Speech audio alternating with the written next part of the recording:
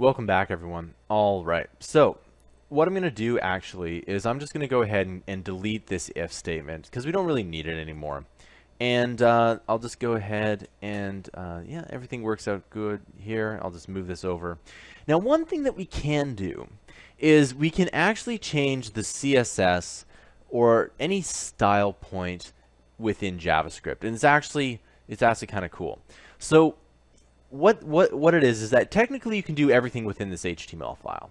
If you really wanted to, you could add in the script, you can add in the style points, etc. So essentially, if you wanted to change anything here, you can do that. The reason why CSS and JavaScript were invented, and for the most part why they are in separate files, is to make it look a lot easier. Okay, so as you can see, the CSS, remember, it changes the style of it, so it makes it so.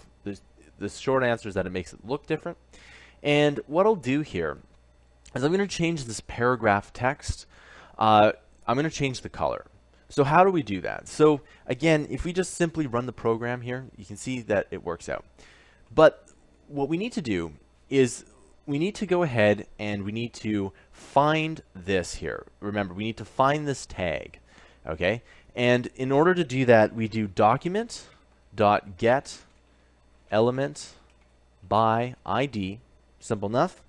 And then, of course, which one are we getting? We're getting paragraph text. Okay. And this time, though, we're going to go .style because, again, there are style in the HTML. There are style tags, and in CSS, we essentially take those style tags out.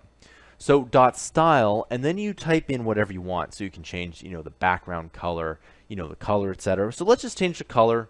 It's pretty simple, and we'll change it to maroon. And maroon is the most underrated color, and there you go. So if I go ahead and I change something, so if I type in any kind of word here, you can see that it changes. Now, you may or may not be able to see that, so I'm going to change it to orange instead.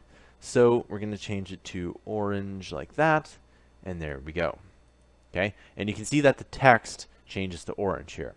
Now, one thing I should probably mention, and I have mentioned this in my HTML classes, is that if you type in a paragraph here, for example, and you say this is another paragraph like this, you can see that they're both in the same color here, because what the CSS does is it changes the style tags for everything, right? So if P here, which is the paragraph tag, we can change it to red. And if I change this to, maroon, like that, you can see that they change to maroon.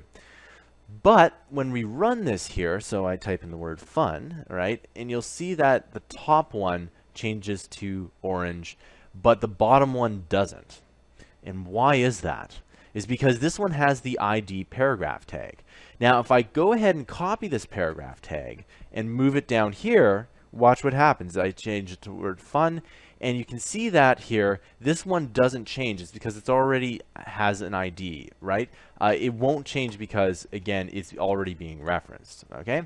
And so for the most part, that is how you change style tags with JavaScript. I'll see you guys in the next tutorial.